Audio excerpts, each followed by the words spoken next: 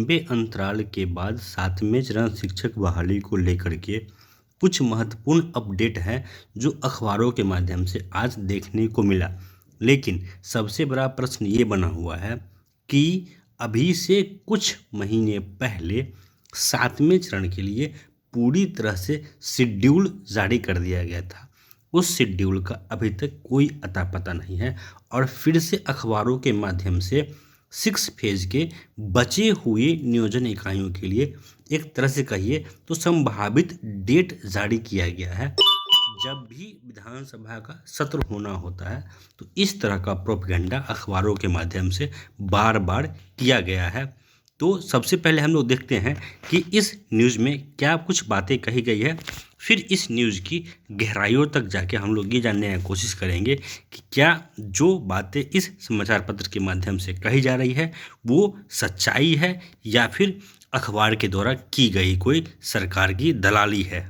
देखिए, इसमें कहा गया है कि +2 स्कूलों में अब तक खाली पदों के लिए काउंसलिंग 6 या 7 से हो सकता है, यानी कि 6 फरवरी या 7 फरवरी से डायरेक्ट काउंसलिंग शुरू कर दी जाएगी।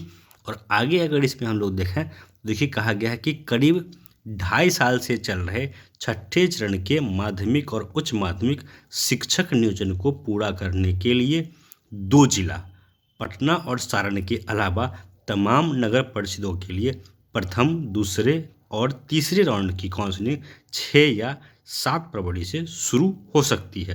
इतना ही नहीं, यह जो काउंसलिंग है ये 4 से 5 दिन में पूरी हो जाने की संभावना है। आगे कहा गया है कि शिक्षा विभाग ने इसकी औपचारिक तैयारी कर ली है, सिर्फ और सिर्फ जो शिक्षा मंत्री है उनकी मुहर लगनी बाकी है। जिला परिषद के लिए पहले राउंड की काउंसलिंग कराई जाएगी, जहाँ अभी एक बार भी काउंसलिंग नहीं हुई है। इसके बाद जो भी बातें कालांतर में हुई है उसको कहा गया है। लेकिन देखिए, यहाँ पे जो बातें कही गई है कि फिलहाल हजारों पदों को भरने का प्रयास सरकार की तरफ से किया जा रहा है। कहीं ना कहीं ये जो शब्द यूज किया जाता है मीडिया कर्मी के द्वारा या फिर समाचार पत्रों के द्वारा, ये सीधे तौर पे सरकार की चाटुकारिता के तरफ, सरकार के लिए किए गए अखबारों की दलाली की ओर इशारा करते हैं।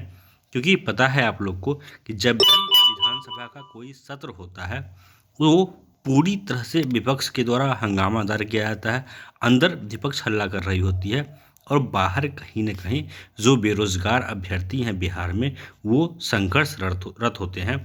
और इन्हीं चीज़ों को दबाने के लिए जो बिहार सरकार है वो अपने पिट्ठू मीडियाओं को से इस तरह का न्यूज़ छपवाती है ताकि जो हो हंगामा होना है, जो अभ्यर्थी आंदोलन करना चाह रहे हैं, जो लोग विधानसभा के बाहर खड़े होकर अपनी मांग रखना चाह रहे हैं, जो लोग उनके द्वारा चुने गए जनप्रतिनिधियों से सवाल करना चाह रहे हैं, वो सवाल न कर सकें और सरकार के पास दिखाने के लिए, कहने के लिए हो कि देखिए हम तो इस तरह से आगे बहाली बढ़ाना चाह रहे हैं।